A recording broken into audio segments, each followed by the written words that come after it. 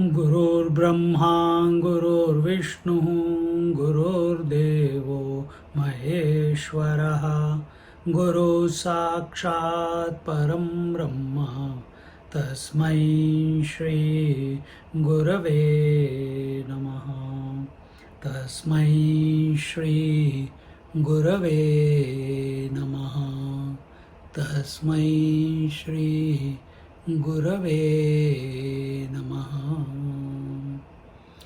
I think we were looking at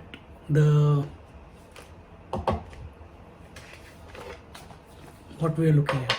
We are in Katha Upanishad, chapter 1, part 2, and we are in the 11th verse. We concluded or we didn't? Anyone? Can you remember? We finished. We finished, Swamiji. Oh, okay. So, what did we see in, where are we? 10th.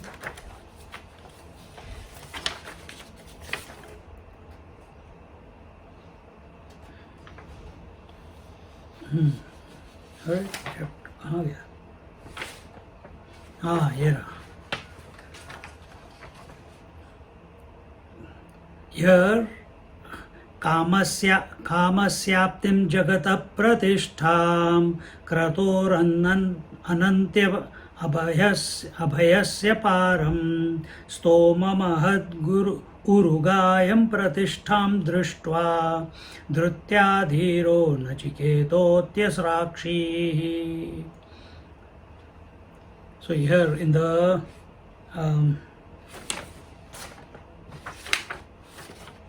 in the 11th verse, the Lord is singing the praise of Vairagya within Nachiket, and he is really appreciative of it because what he has presented to Nachiket is the maximum that this creation can give. What is the maximum that in the creation? Like for a child, for a small child, especially boys, what is the maximum? I want to be a truck driver. They play with the truck. I want to be a truck driver.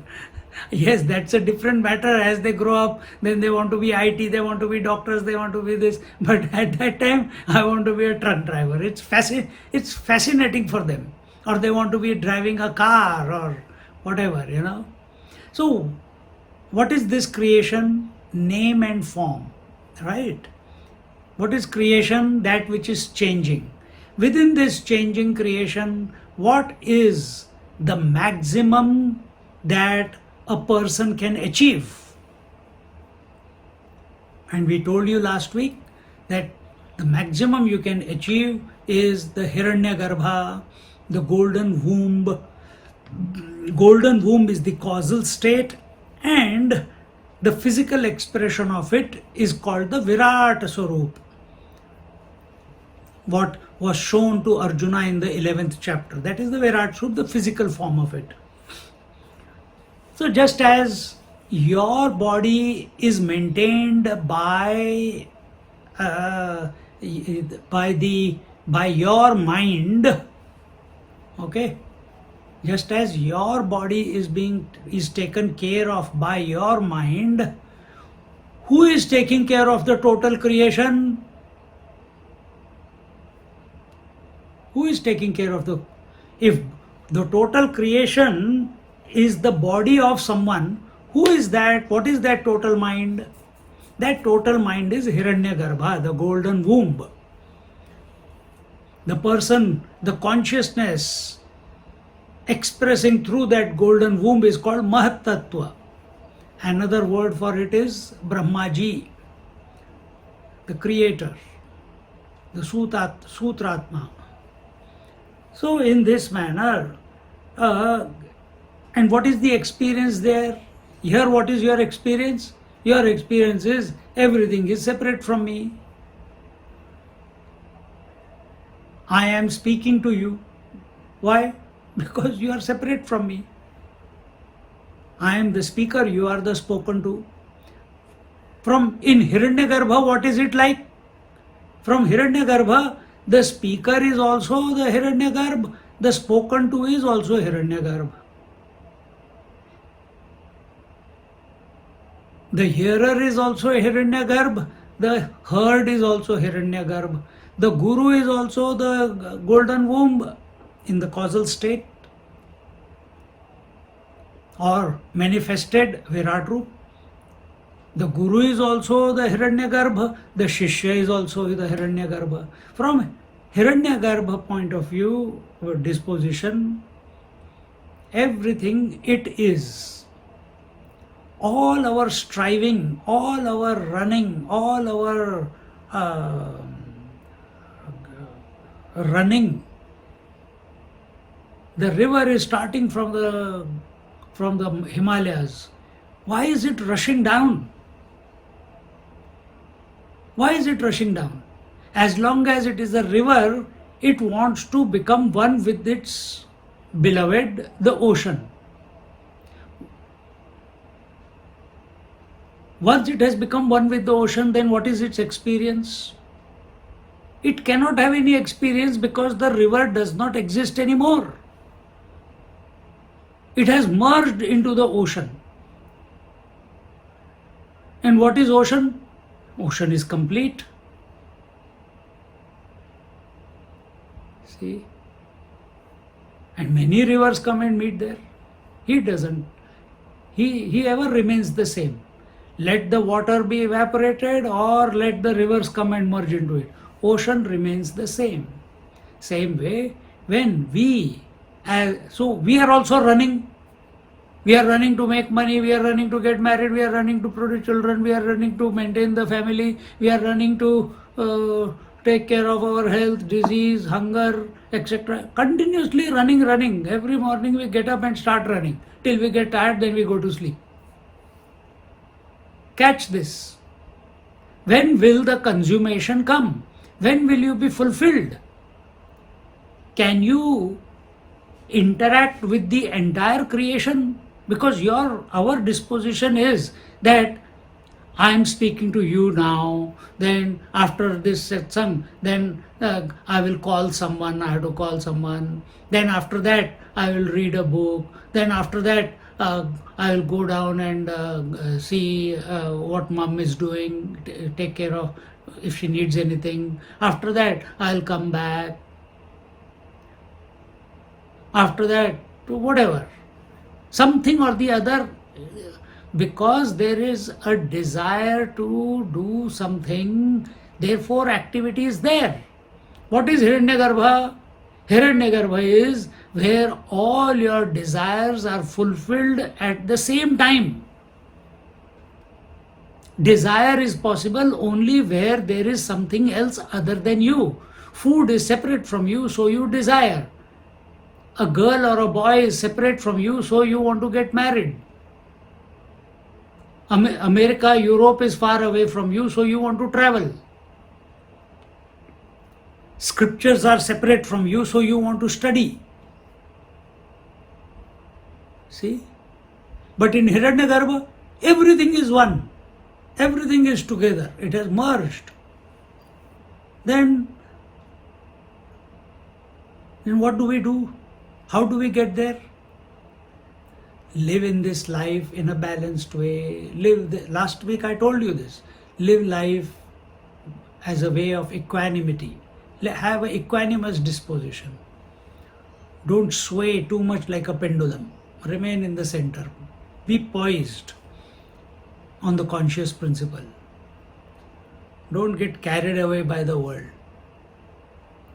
And in this manner, and all this was offered to uh, uh, this Hiranyakarava was offered by me to you. Here it says what? Kamasyaptem, the end of all desires, Jagata Pratishtham, the base of the total universe, the base of the total creation, Kratoho Anantyam, and Kratoho, then all the worship, all the pujas, all the homas, all the practices that you can do, yoga, kundalini, kriya yoga, agori, gyan, bhakti, karma, what can it deliver you? Maximum it can deliver you is Hiranyagarbha. And therefore it is the fruit of all worship. It is the karma, whatever karma you are doing, uska maximum result you will get is that is possible is Hiranyagarbha. And then what is the next one? Abhayasya param, and it is that once reaching it, one becomes fearless. So that is being offered to Nachiket. Then stomam, it is greater than the greatest. Mahad urugayam. Mahad urugayam means that it is a great goal. Mahat means great, Urugayam is goal, Mahad Urugayam Pradishtam, having and Drishtva Dhritya Dhiro Nachiketo Yasrakshihi. And even though this has been presented to you, you have seen it, you have known what has been presented to you, but Dhiraha Nachiketaha. So you have maintained that equanimity. You have not got carried away by the splendor of possibilities of this great relative immortality. Relative immortality. You didn't get carried away, Nachiket. You maintained the equanimity. You remained steadfast. The question that you asked in the beginning, the third question, was, is there, what happens to consciousness after death?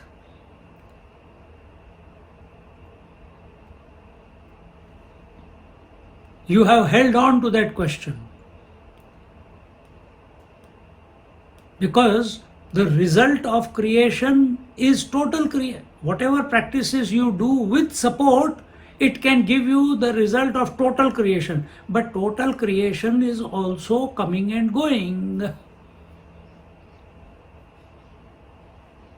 It is also not permanent. And therefore, he says that you have rejected it all. You have rejected it all, and therefore he is very happy with our Nachiket, and he can't stop praising you.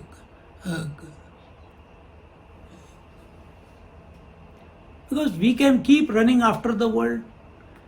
We become one with one thing, we become one with one person, we have one relationship. Is there a way to have relationship with all the people in this creation, past, present, future?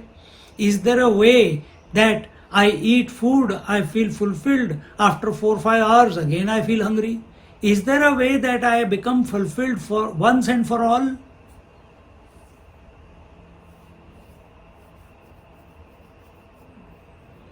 Nirankusha Trupti.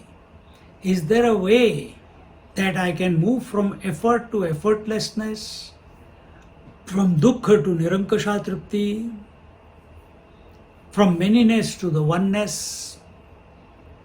Because oneness is an idea only opposite to manyness. See? And that relative to the total union with the entire creation. How will that be possible? When you go to the base of the creation, the source of the creation. Here you are seeing the creation is separate to you. You are here, the sky is there. You are here, the rivers are there. You are here, the countries are so, India is 4,000-5,000 kilometers away.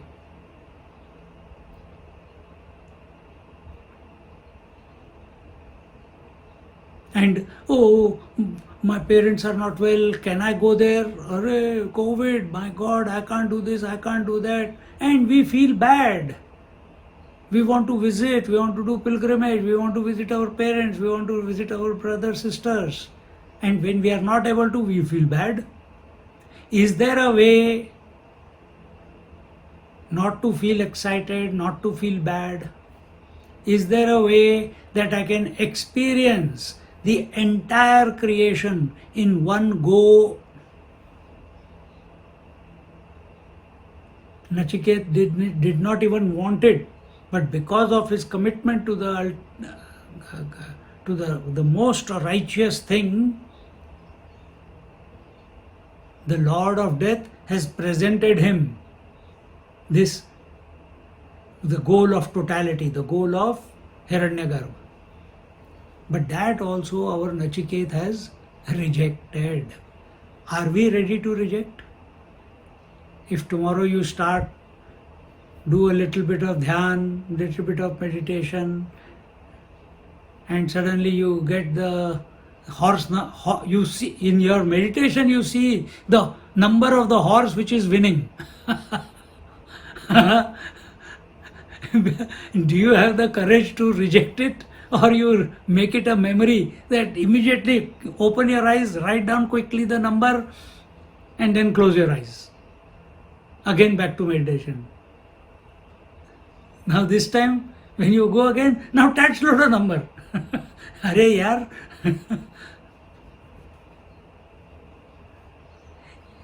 तो ये जो this goal which has been presented,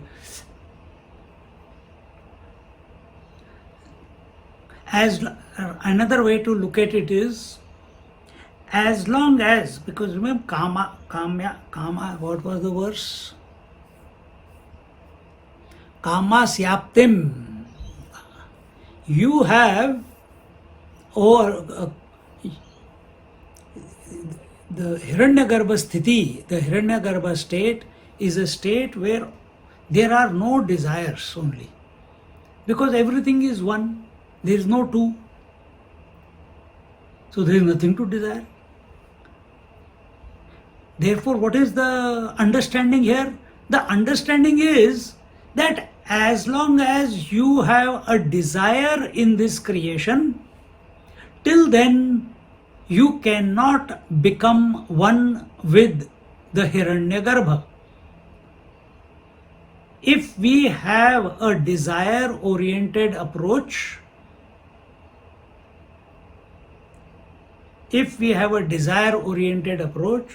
till then the maximum we can reach, sorry, I made the wrong statement before. As long as we have a desire-oriented approach, the maximum we can reach is the Hiranyagarbha sthiti, state.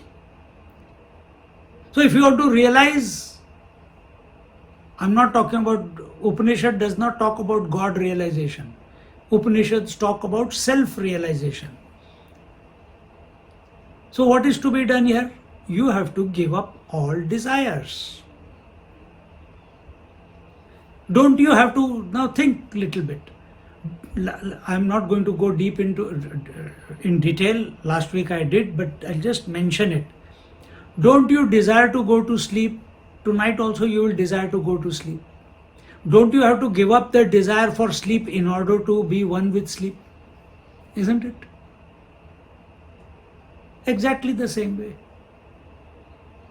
Exactly the same way. That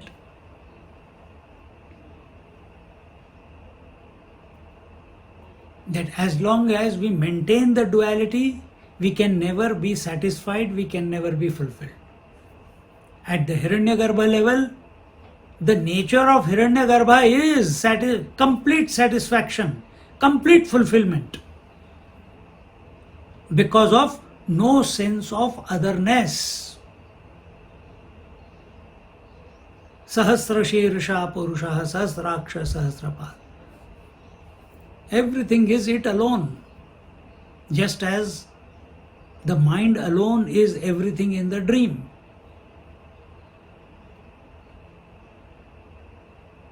This is the universe. This Hiranyagarbha, this is the universal mind. This is the total mind. Just as for the dream experience, our mind is the Hiranyagarbha, because the dream came out of our mind and then will go back to our mind, isn't it? Mind only became the whole dream, projected the whole dream. Exactly the same way. Whose dream is this whole creation? Not just the dream creation, this waking creation, whose dream is it? Hiranyagarbha. He projected it all. He is pervading through it all.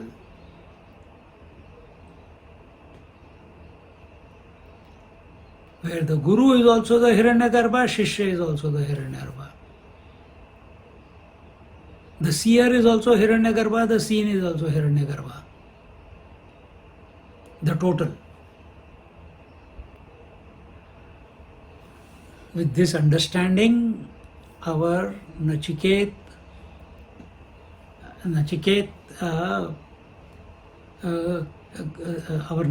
he rejected even this state that was presented. This is the greatest heaven that there is. Even this heaven was rejected by Nachiket.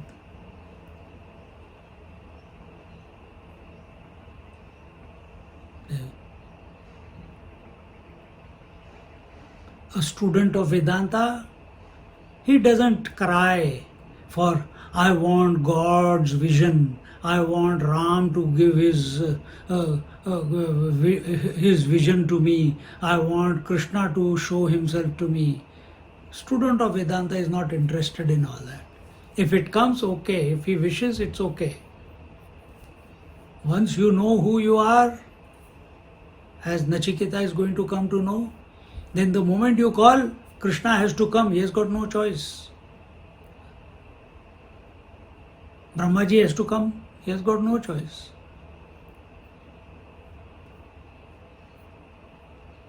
They are also bound to their duties. Such an integrated person, when he calls, focused, single-pointed, they have to come. There is no other choice for them. Focus is one thing, concentration is one thing, integrity is another thing. Ravana became focused, concentrated. He invoked Brahmaji, he invoked Lord Shiva, but he was not coming from integrity. He was not coming from purity.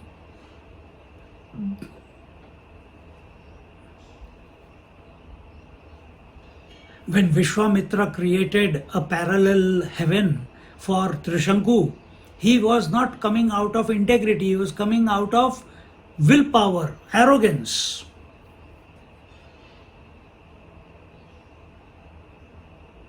See?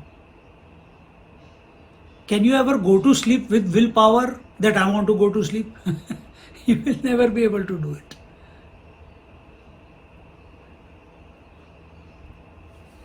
So our Nachiketa, he has, where are we?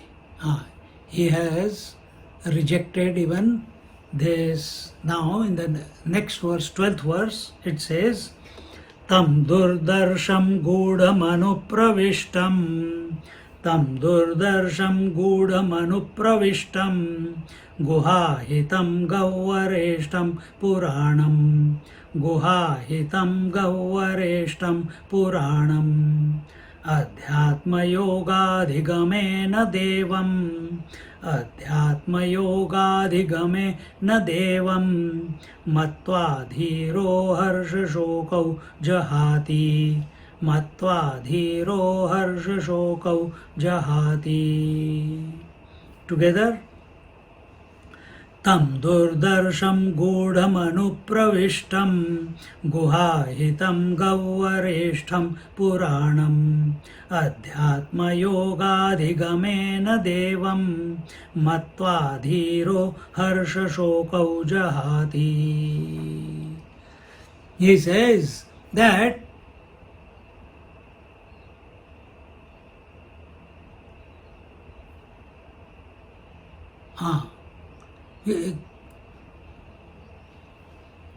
so what did our Nachiket choose then? If he has rejected the Hiranyagarbha sthiti state, what did he choose?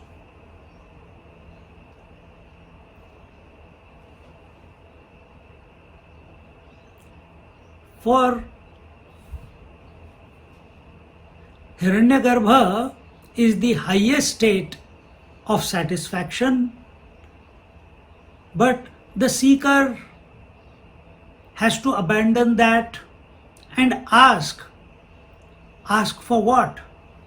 Ask for that which is hidden even behind the Hiranyagarbha. Even behind the Hiranyagarbha.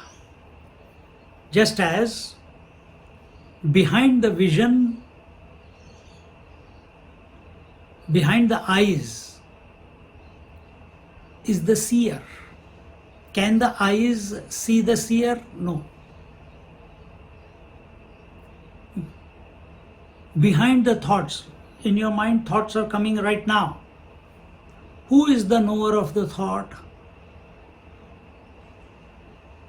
Who is the prompter of the thought? What is the source from which these thoughts are coming out and then going away? Where do they go back? Who is Keno Upanishad? We did last before Katha.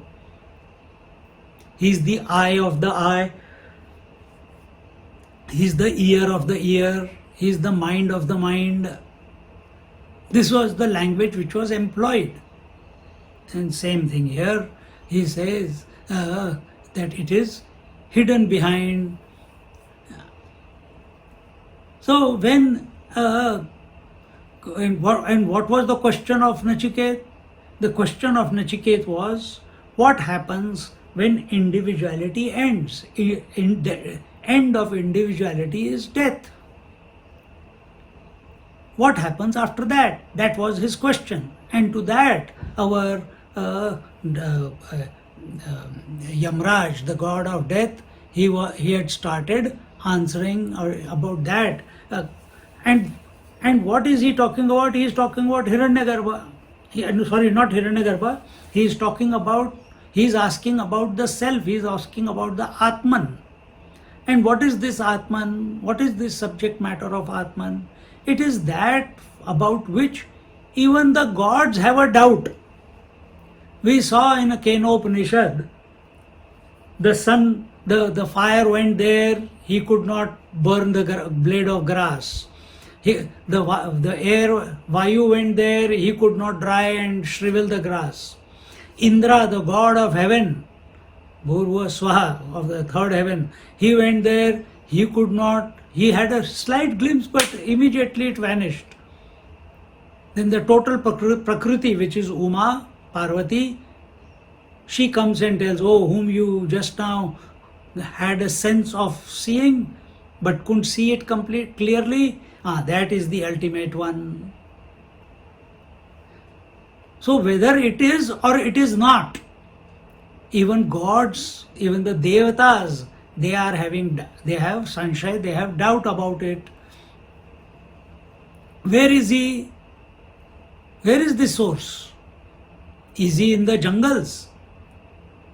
Is he in the sky? Is he in the temples? Is he in the pilgrimage places? Is he in the scriptures? Is he in these words that are coming to you?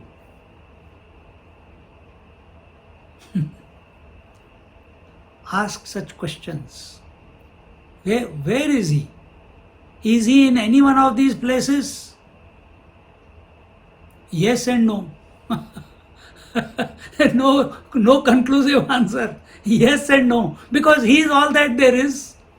And no, because you can't know it as long as you are seeking, you cannot know. Because he is pervading you at this moment.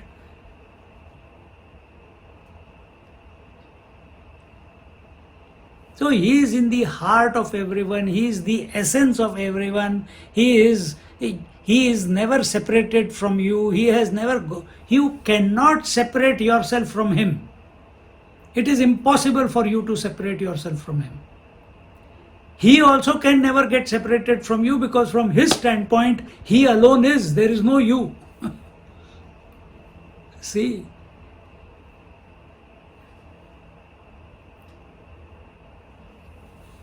So, you cannot think about him. You cannot conceptualize him.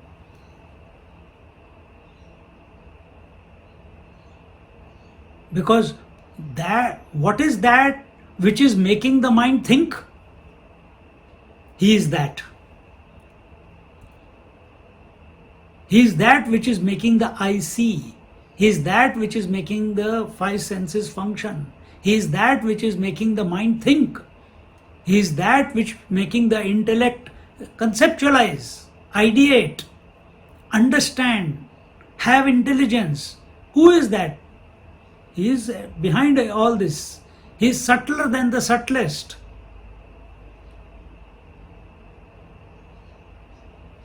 See? Guhahitam, gudham what is that? Gudham anupravishtam, guhahitam ghavareshtam puranam. He is the most ancient.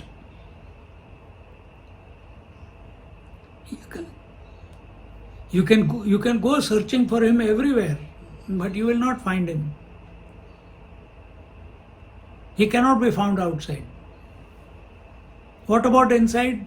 You can begin till you realize that even inside, as long as this idea of outside, inside is there, till then you cannot catch him. You have to go transcend. Why? Who are you trying to search for? He is you only, in essence.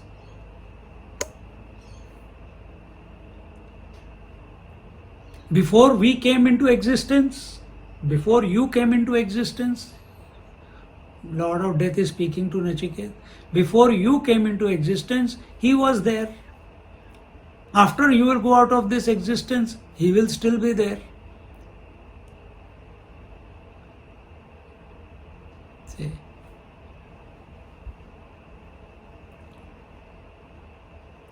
Why only speak about that? Why only speak about he is the one because of whom thinking happens? He is the one who puts the sankalpa, who prompts the thought in the mind of the creator that now you have to create the creation. See? He's that. He's so subtle. He's so fine. He's so what do you call? Yeah, subtler than the subtlest. Then here he says, Adhyatma yogadi gamena devam. Adhyatma yogani gamena devam.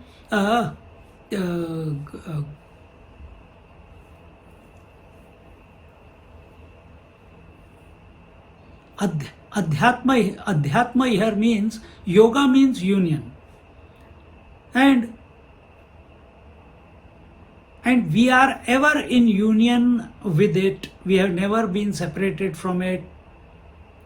As he is the essence of ours, Adhyatma Yoga. In the entire Kathopanishad, what is Adhyatma Yoga? That has not been explained. The word has been used, Adhyatma Yoga. But what it is not given. In other Upanishad it is given. Which one? Bruhadanaki Upanishad it is given. There Yagyavalk teaches Janaka and Maitreyi, instructs them in this Adhyatma Yoga.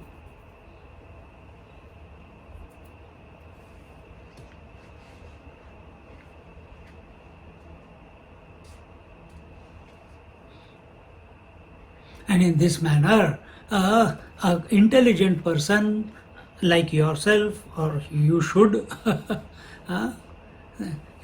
renounce joy and grief, because keeping your attention, or knowing that he is all that there is, that he is the source of the entire creation, the individual and the total. And in spite, here when we see the Bhashya, we will go a bit more detail about this particular point. Here he says, Tam durdarsham dukkhena darshanam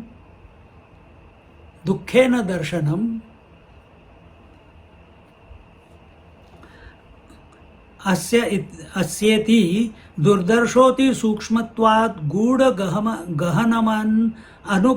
गहनम अनुप्रविष्टम प्राकृत विषय विकार विज्ञानैः प्रच्छन्नम इति एतत्. He says that Atman which you are desiring to know, wishing to know, or Nachiket, it is hard to see. It is subtler than the subtlest. Subtle, gross means it is separate to me, I can see it. Finer than that is further fine. Like ice cube is gross. Water is subtle. Water vapor is even subtler. You can't even see the water vapor, but you feel it.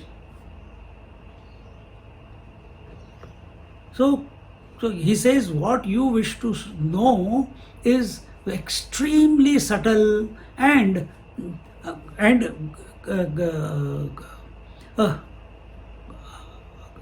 Durdarshoti Sukshmatvat is extremely subtle.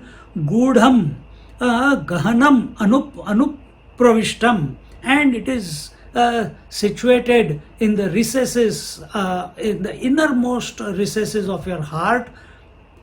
What that innermost recess means, Ramana Maharishi says it is on the left side of your sternum. See, location is being given, but we are not talking. How can it be a location? See? But as long as we are thinking, as long as we are desiring, as long as we are doing some prakriya, some method we are employing, then we need to focus somewhere. When you do lom anulom pranayam, right nostril, left nostril, what happens after some time? As a result of purification, the sushumna opens up. As a result of balancing of the right and the left, the intellect and the mind, then the sushumna, the knowledge channel opens up. And it's the highway to the Hiranyakarava. Where is Hiranyakarava? Here, Sahasrar. See? So here when he says, but that is Hiranyakarava. We are not wanting to go to Hiranyakarava. We want to go beyond it. But for that,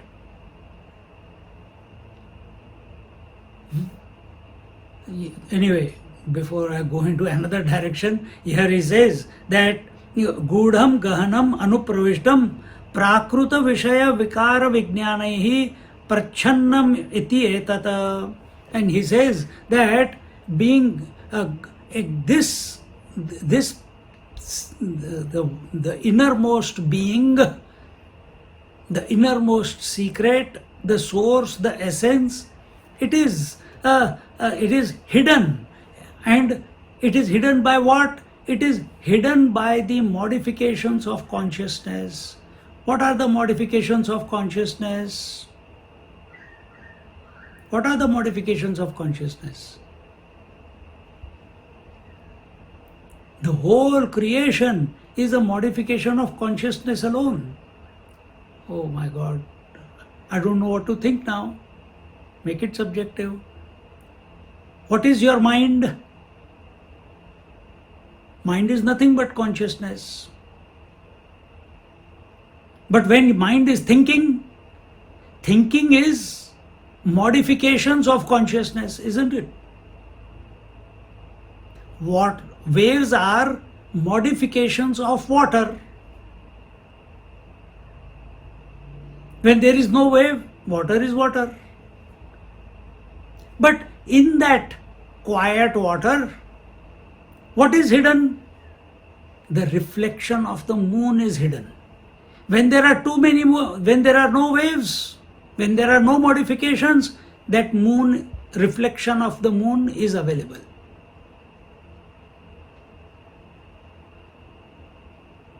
But when there are modifications in the water called waves, what happens to the reflection of the moon? It's supposed to be there, but where does it vanish? It's as if hidden by the waves. Some thought is coming. If each one of us is one wave, what are we trying? At the modification level, I want to know my source. So when I take support, I do some sadhana, I have a desire, by that desire, by some karma, by some exercise, what do I come to? I come to the reflected moon. Reflected moon. Reflected moon in the calm waters is the Hiranyakarava. Just example sake, it don't. But the real moon, is it the reflected moon? No, real moon is separate from the waters, isn't it? But the quality of the real moon and the quality of the attributes of the reflected moon, they are exactly the same. The real moon is round, the reflected is round, the real is cool, the reflected is cool, the real is giving light, the reflected is giving light, and so on.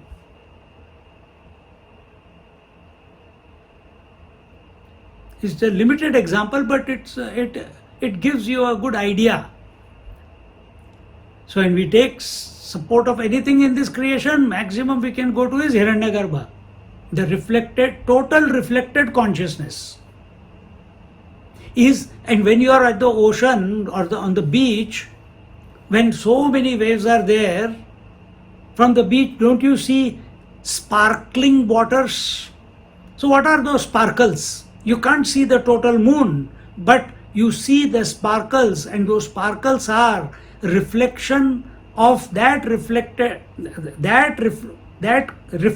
moon expressing as the sparkle through each wave. When the waves settle down, there is only one moon. When there are many waves, it appears as many sparkles. We are all the sparks of consciousness. When we quieten our mind, we come back, we get back to the total.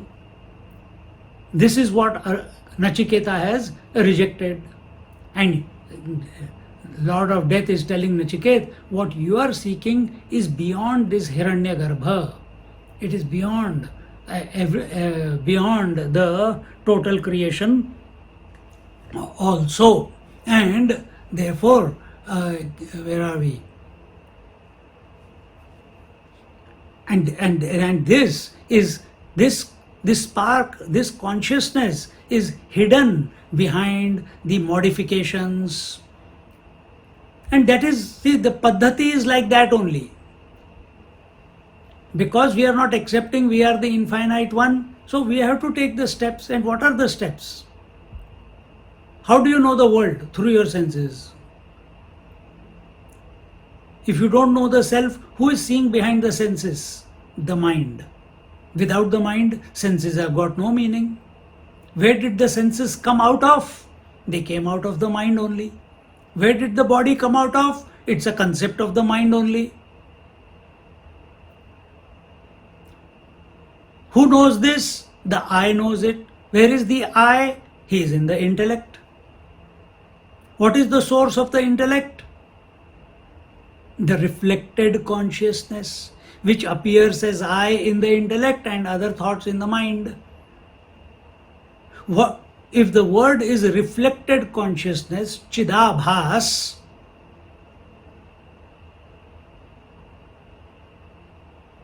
what is it the reflection of? What is it the reflection of? Of the original. Who is that original? That you are. That you are. That real one is hidden behind the modifications. Just like the real water is hidden behind the total modification called ocean and individual modification called waves.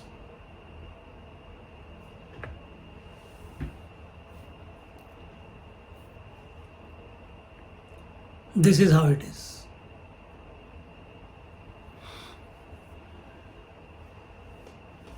Then he says, where are we? And this modification of the consciousness is caused due to the variety of the objects of the world. Continuing, guha hitam guhayam buddhau sthitam tatra upalabhyamanatvat gahvareshtham gahvare vishame अनेकानर्थ संकटे तिष्ठतीति गह्वरेष्ठम. He says that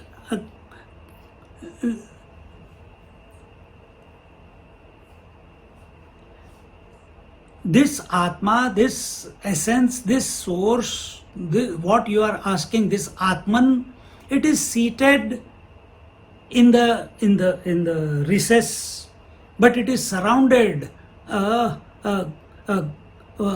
the miseries. And what are the miseries? All the modifications are the miseries. What are the miseries? Aham and idam is misery. Totality and individuality is miseries. Many thoughts in the mind are miseries. Time, space and objectivity leads to misery. Identification with it leads to miserable condition. That's what we are right now. Miserable condition. Pain here, pain there, pain everywhere. See? So, who are we in essence? Here he is telling Atman is this innermost, seated in the midst of the miseries. What is that Atman? That is your true identity. So now you have to understand, not misery of others, all otherness, all conditioning, all limitations is equal to misery. All objectivity is equal to misery. All desires is equal to misery. Waking, dream, deep sleep is equal to misery. Past, present, future is equal to misery. What? I am not even in the present. You can say you are in present only because your attention is on the past or future. But if you are really in the present, you will not call it present because you are already weaned away from the past and future. If there is no past and future, there is no present also. Zara sochiye, think a little bit. They are past, present and future are in reference to each other. If in your mind there is no past thoughts coming, no past regrets, no future expectations, then there is no present also. Then what is there? There is only this moment, that's it.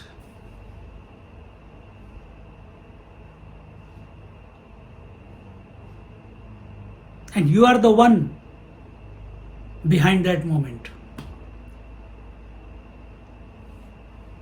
When they say the truth can be caught only in the here and now, yes, then we are saying in the present moment, coming to dissecting that moment and catching that point. But who are you? You have to catch that you are that, not the moment. You are the one in whose presence the moment is coming and going. So in this manner,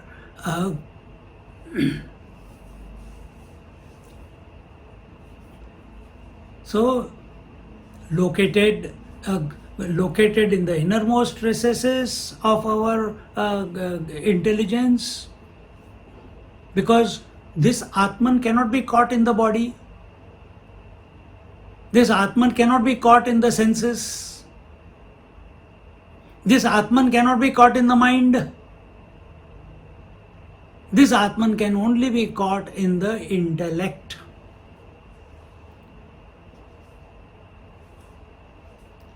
Because intellect is subtler than the mind also. Is subtler than the mind. Subtler than the world are our senses. Subtler than the senses is our breath. Subtler than the breath is our mind. Subtler than the mind is our intellect. Subtler than the intellect is our life. What is the source of life? The reflected consciousness. What is the source of reflected consciousness? Avyakta, the Maya. What is beyond that? Whose Maya is this?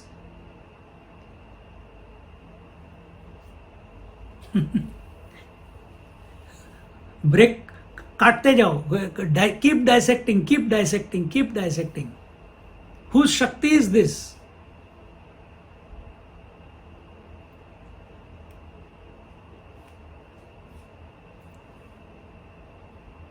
That is the Paramashiva. That is the Atman. Atman and Paramashiva are not two. Atman and Paramatman are not two. So the statement goes, Aham Brahmasmi, I am Brahman.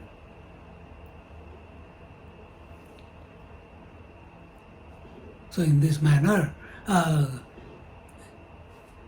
this Atman is seated in the midst of all the miseries, and then he says, Yata evam gudham anupravishto guhahitaschataha gauvareshtaha ataha durdarshaha.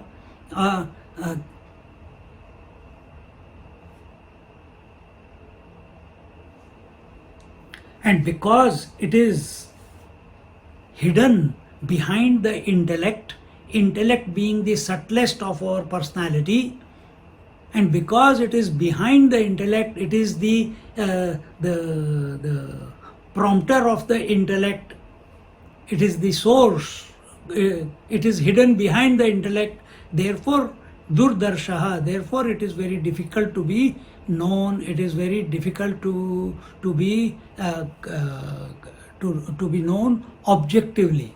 Objectively can never know, and only when we have weaned our mind away from all the objects of the world, and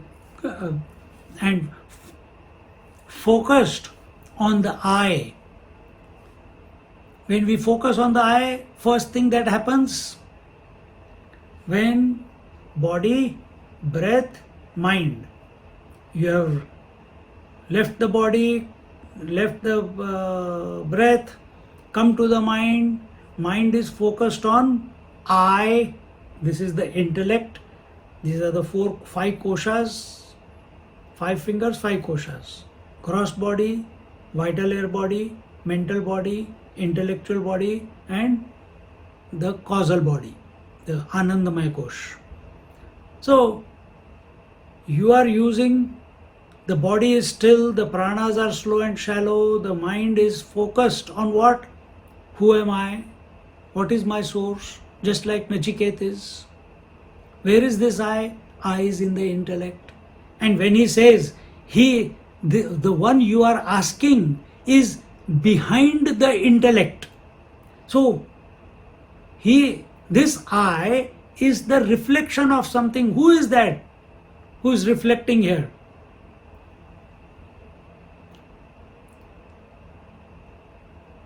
Who is that? For that, so the penultimate step is, this fellow has become the witness, the sakshi of all these three. He is not disturbed by these three. When he has got no desire for these three and the world afterwards, no desire for the world, no desire to be the mind, no desire to be the senses.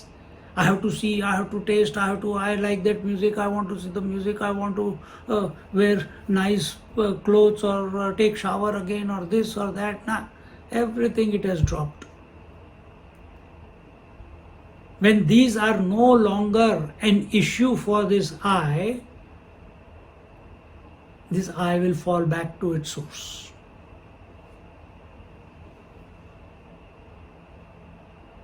That source is not nothingness. That source is not nothingness. This is Adhyatma Yoga. He comes back to being the original. What does it mean? Till it was in intellect, it was I thought. I is coming. Who am I is coming.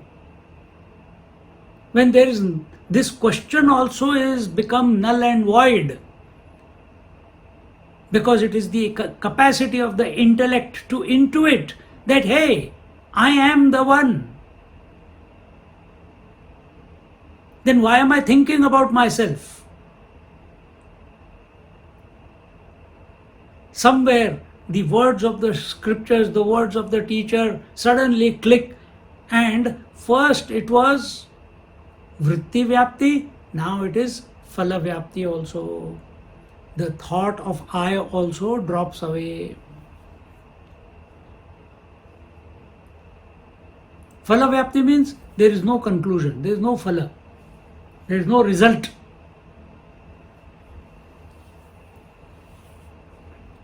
There is no result. Self, knowing the self is not a result.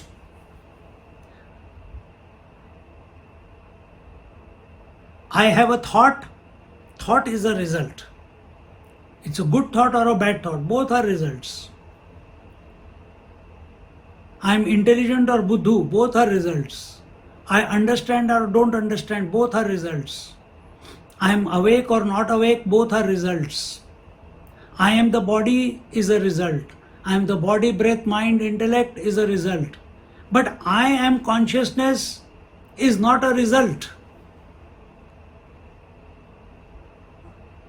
It's a statement of fact.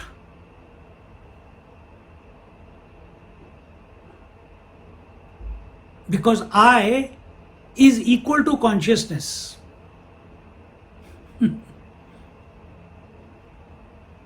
Then why do I have to say I am consciousness? You don't have to say. Then who was saying? Mind was saying. Intellect was convinced. Even that desire to know the self, that desire to ideate, that also has to be dropped away. So he says that By focusing on this Atma in this manner, I'm giving you the process. That process is not given here in the Upanishad. It just says Adhyatma Yoga, that's all.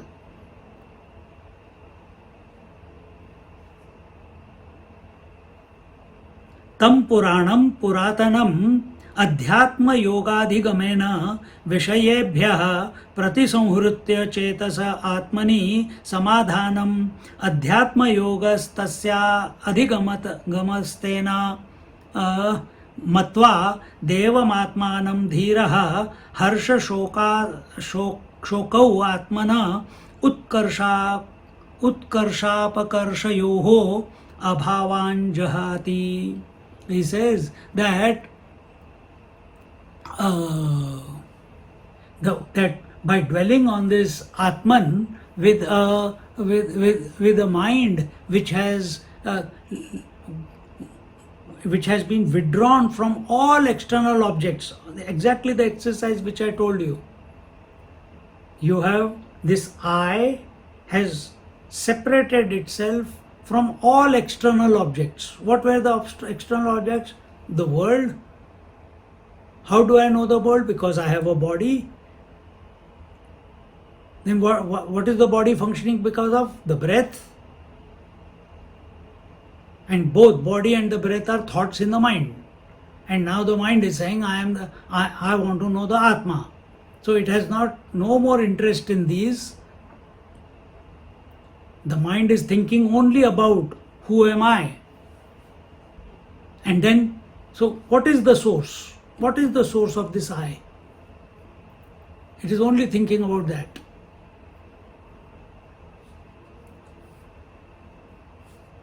So when mind has been withdrawn from all external objects, sensory objects, and focused on Atma, such a person, here it says, Harsha Shokau Atmana Utkarsha Apakarsha Yoho. Such a person gives up the obsession with joy and sorrow. Our obsession with joy and sorrow, oh, it was so hot. When I started, it was 30 degrees in my room.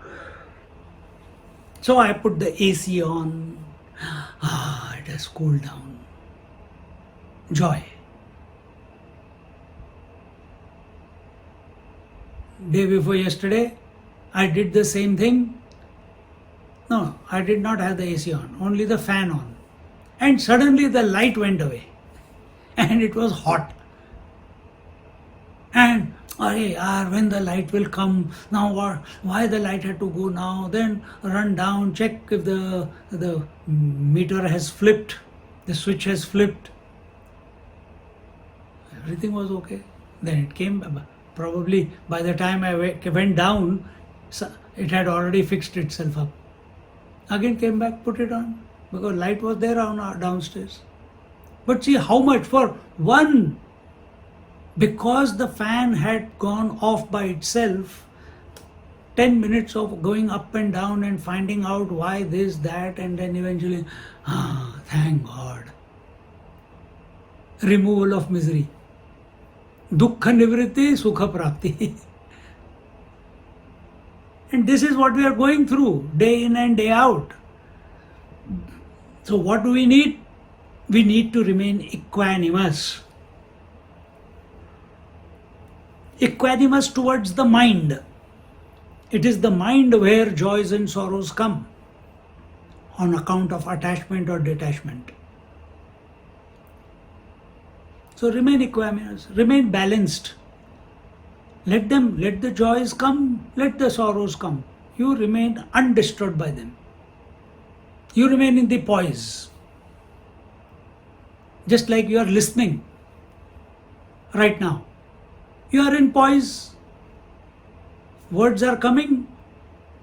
What words I am speaking, they are appearing in your mind as thoughts. Then they are going away. Sometimes the mind says, yeah, that's clicked, that is understood. Another time, oh, what did he say again? What was that? You are observing. That sometimes there is clarity, sometimes there is confusion or misunderstanding or less understanding. Remain undisturbed. Maintain that poise. Step back from your mind. How do you step back from the mind? By remaining focused on the conscious self, by remaining focused on the Atman.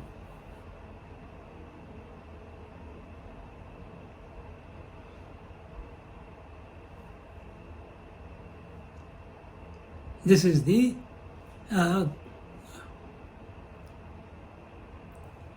in this way, he doesn't get excited, he doesn't get depressed, he doesn't become happy, he doesn't become sorrowful.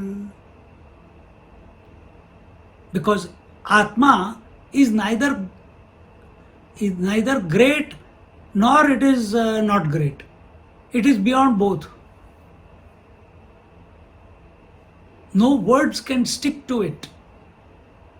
To whom? To Atman. And that you are. So if you are of the nature of Atman, which was always there,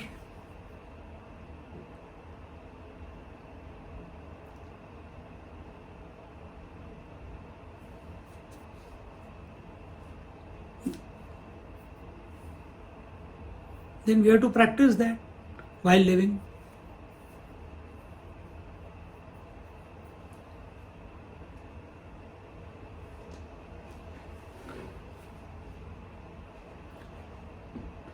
Oh, but why can't you tell in simple terms? Now again you have told us something, it is in the deepest recessive of your behind your intellect. You have to focus on the Atman which cannot be focused upon. You have to withdraw from all the desires for the world. That I can understand. But then I have to focus on the Atman which can, and I am the Atman. How do I focus on myself? What is the way? What is the methodology to focus on the self? We cannot answer that question. You find out. In Kenopanishad, the student asked, please tell me what inspires the body, breath, mind, intellect. He said, the eye of the eye, the ear of the ear, the mind of the mind, the prana of the prana. He says, man, I answer straight. He says, this is the best way I can tell you. Why can't you tell straight? My teacher also told me this and it clicked after some time. You also, it is now your responsibility to click it. Because Atman is not a topic of discussion. Atman is not an objective contemplation. Objective means you cannot think of Atma as separate. You can think of I, thought. I. Again, the thought is coming and going. But is that I thought which is coming and going, is that me?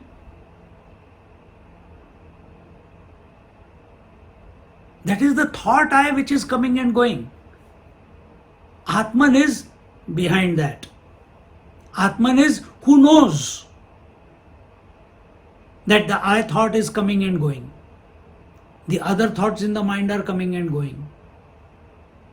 The waking dream and sleep are coming and going. Well, when I use it in this language, again I am making an error because I am using, what I am referring to here is the witnessing consciousness, the Sakshi. At least come to that point.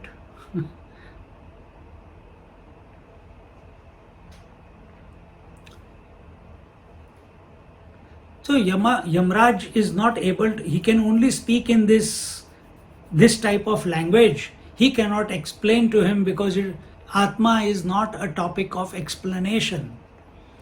When we give the attributes of Sat, Chid, Ananda, Nitya, Shuddha, Buddha, Mukta, Swarupa, all these are just ideas which are presented by the scriptures so that when we say Sat, our Jnaneshwar Maharaj says, when we use the word Sat, existence, it counteracts non-existence. When we use knowledge, it counteracts ignorance. When we use bliss, ananda, it counteracts misery.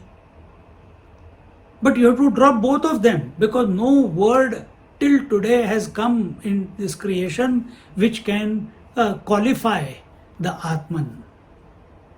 Even the word Atman cannot do justice. Self, no. You are, therefore thinking happens.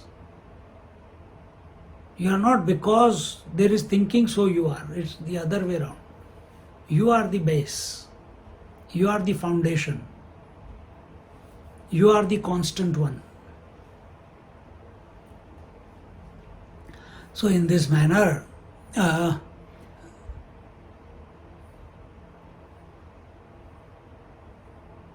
when we use any methodology, when we use any technique, when we use any support, when we when we use any means, it's always to get to some destination. I use GPS. I want to get to a destination. Atma is not a destination. It is a gainless gain. It is an experienceless experience. And therefore, it cannot be communicated.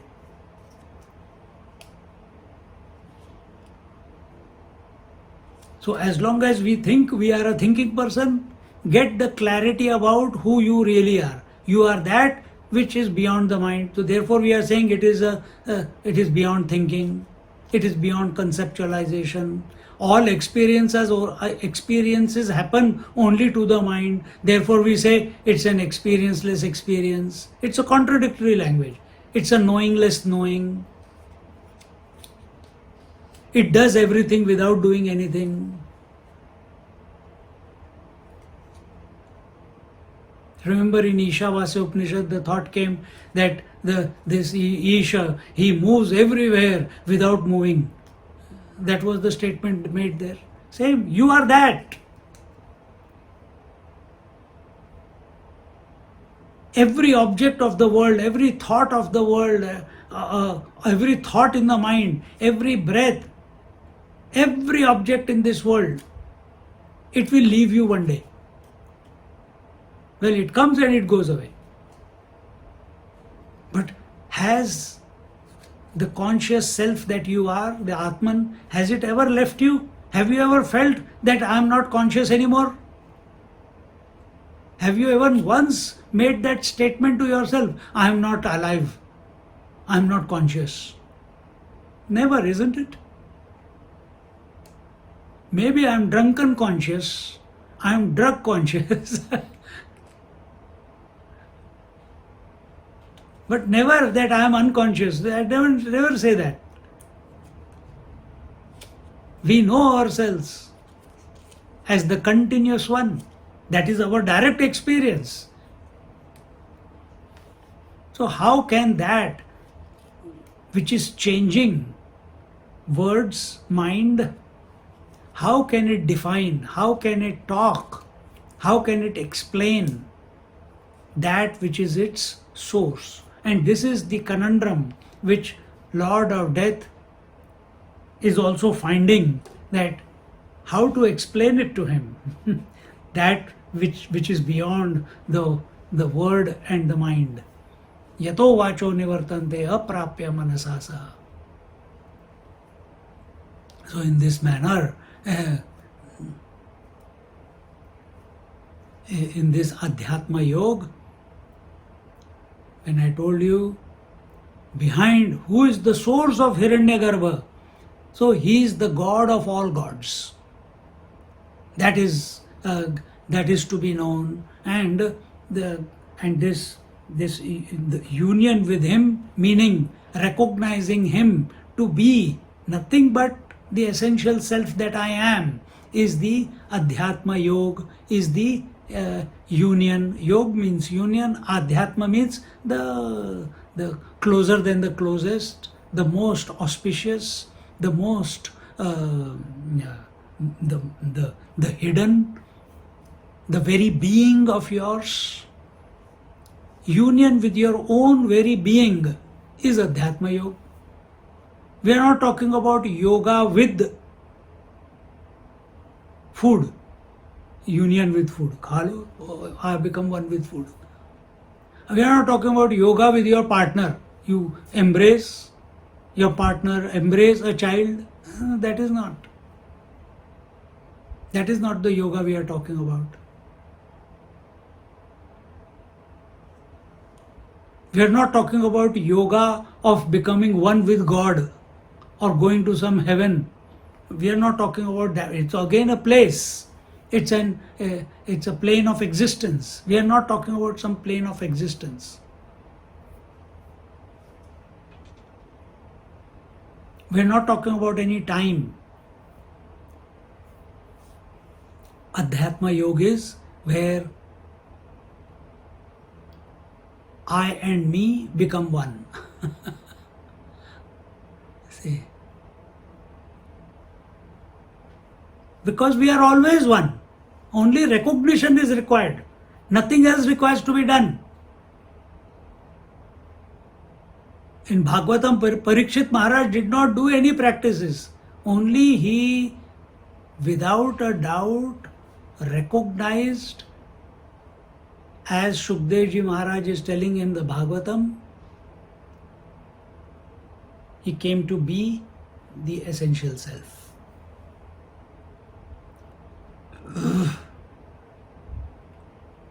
While listening, not while reading, while listening. You are listening. This mind is listening.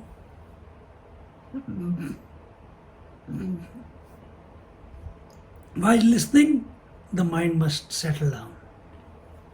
It must become introverted.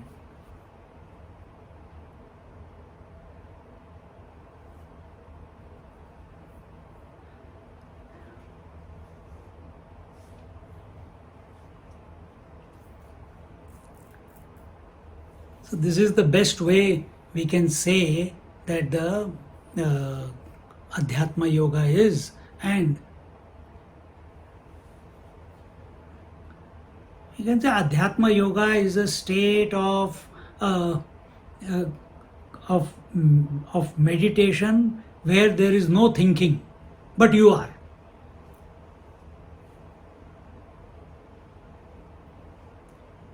State of no thinking, but you are. See? Because thinking will necessarily require objectivity. No thinking.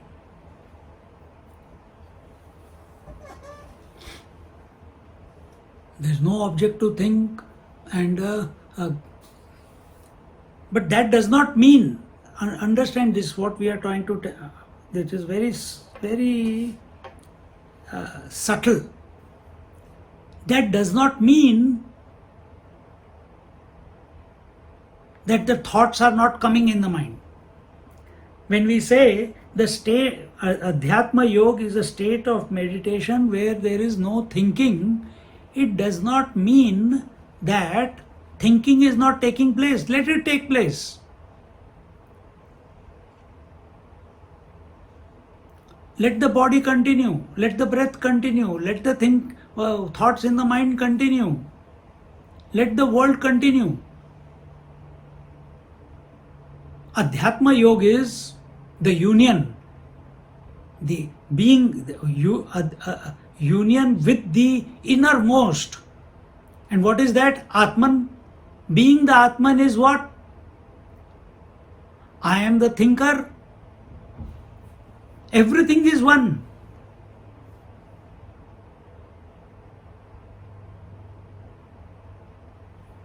There is no question of otherness there. There is no question of otherness. There is no objectivity. There is no conditioning. There is no limitations. From where? From Atmic point of view. From Atmic disposition. And is this not your reality right now? Are you attached to any thought? Are you attached to any breath? Are you attached to day and night? Every day they are coming and going. You don't have a problem. You don't have a problem with waxing and waning of the moon, full moon and no moon. You don't have a problem. Breath comes in, you don't say, oh my God, breath has come in, I don't want to let it go. Oh, Marja, you'll die. No, Vairagya, let it go out, I will not breathe in. You will die. So, right now, your disposition is, everything is going on and you are not holding on to it. So many words are coming to you, they are coming and they are going away.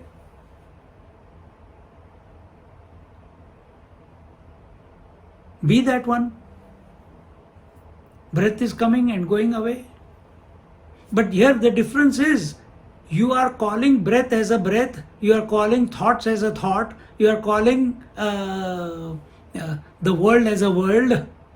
From Atmic point of view, everything is the self alone. Everything is self alone.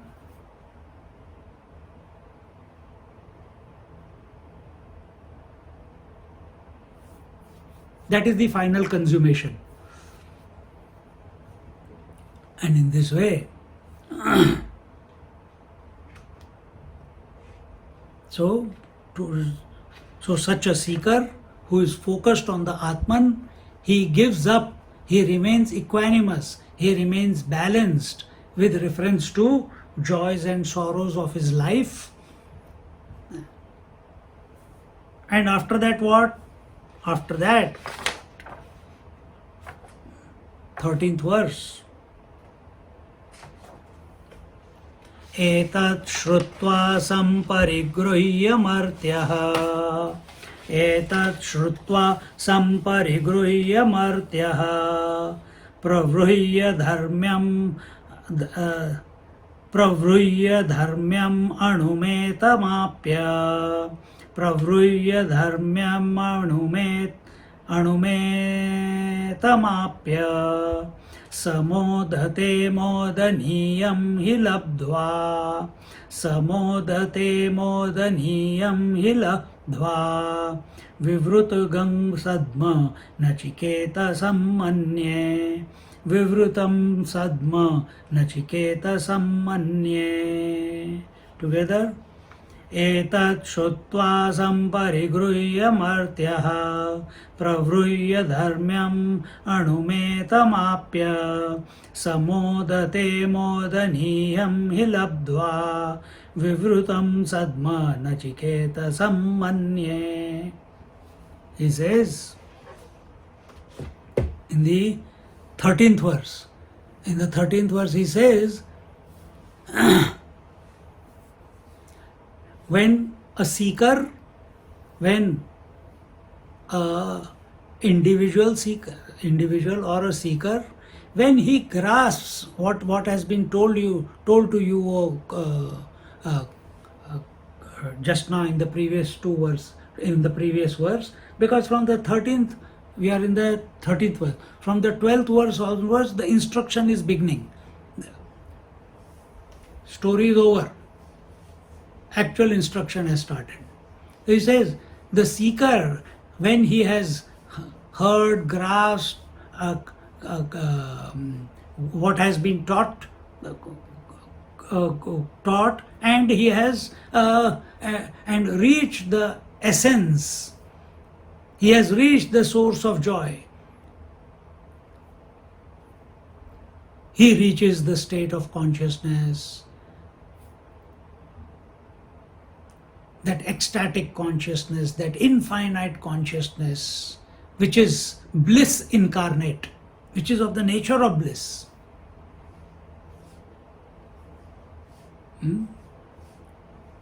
Samodate modaniyam hi labdhva vivrutam sadma nachiketa sammanye. The gates to that ecstatic or infinite consciousness is open to you, O Nachiket.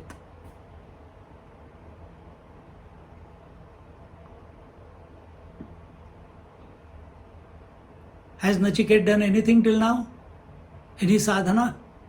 No. He has not done anything. No pranayam, no kundalini, push, push, push. No yoga, twisting the body. What has he done? Only remain focused on knowing what is the Atman. He is not obsessed with the question. He is obsessed with the idea. It is that idea in his mind.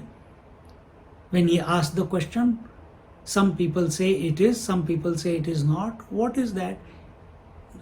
He is answering. The Lord of Death is telling him that because you have rejected everything and you rejected, he is giving words. What is the disposition of Nachiket right now, which Nachiket does not know, but the Lord of Death is putting words to the disposition of Nachiket. Nachiket did not say that word, he did not use the word Hiranyakarava, he did not use the word Prakriti, he did not use the word creation, he did not use the word gods and apsaras. All the knowledge in the previous two verses of Hiranyakarava was given by Lord of Death to Nachiket, showing him his high state of evolution of consciousness. And now he is giving him a warning in the previous verse that those who have a desire for God of the totality, they miss out the infinity. But for you, O Nachiket, the doors to infinity are open because I gave you everything. I gave you that garland which represented the entire Prakriti. You discarded it, you did not want it. Therefore, you are qualified to enter into the gates to infinity. It's just a matter of phrasing in words that which cannot be talked about. Now, don't think he has to enter somewhere.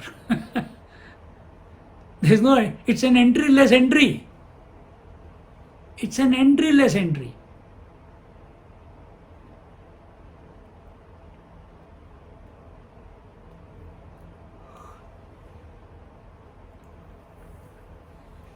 So in this manner,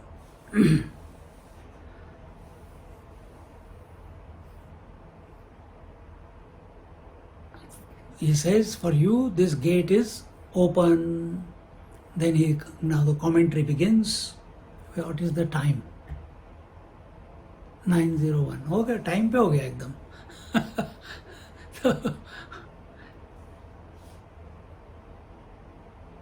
He continues. He will.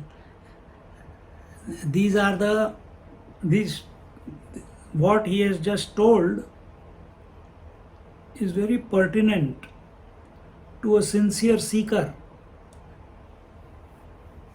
Is he still asking questions, but what about my duties? But what about my rituals? But what about my sadhana? But what about my japa? But what about my puja?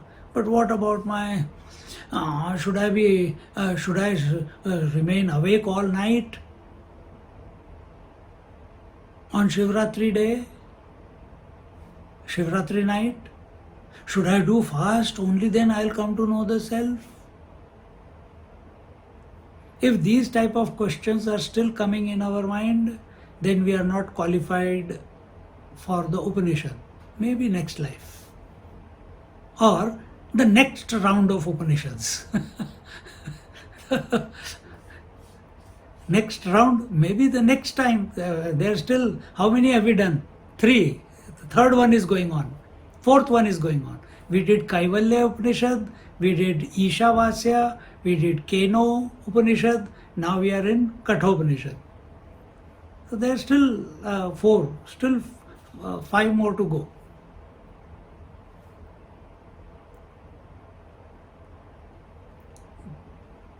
The whole attempt by the teacher, Yamaraj here, is to bring to our cognition, intuitive ability.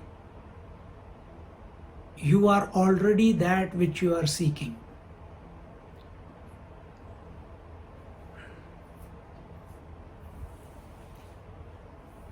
So don't get lost in the words when we use the word union. Oh, union means two. I have to become one with something. I have to become one with that which I am already. That is the union which is being talked about. Like you are a husband or a wife. Now you think you are a man or a woman. Immediately union ho gaya.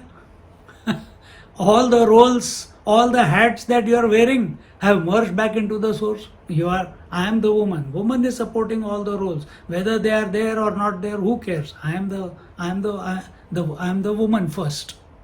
Without being a woman, these roles are not possible. You come to the source. Here only the shortcoming is the roles. Now if whenever the roles do appear, you allow the roles to appear, you cannot stop them. Children will call you mother, children will call you father. You don't become too serious about being a father or mother. फिर क्या करो? लीला करो, लीला. Keep them busy. Like everywhere I go, young couple, हाँ बच्चे पैदा करो. कोई थोड़ा सा इधर हाँ योगा करो, प्राणायाम करो. मैं क्या, I don't do anything, but I tell everyone to do. सबको बिजी रखो. लीला चल रही है. See, be clear. You are not hijacked. Your consciousness that you are is not hijacked by anything or anyone. Not even by your thought. Then we are there. Om Purnamada Purnamidam Purnaat Purnamudachyate Purnasya Purnamadaya Purnamevavashishyate. Om Shanti Shanti Shanti. Harihi Om Shri Gurubhyo Namaha. Harihi Om. Just sit quietly for a few moments.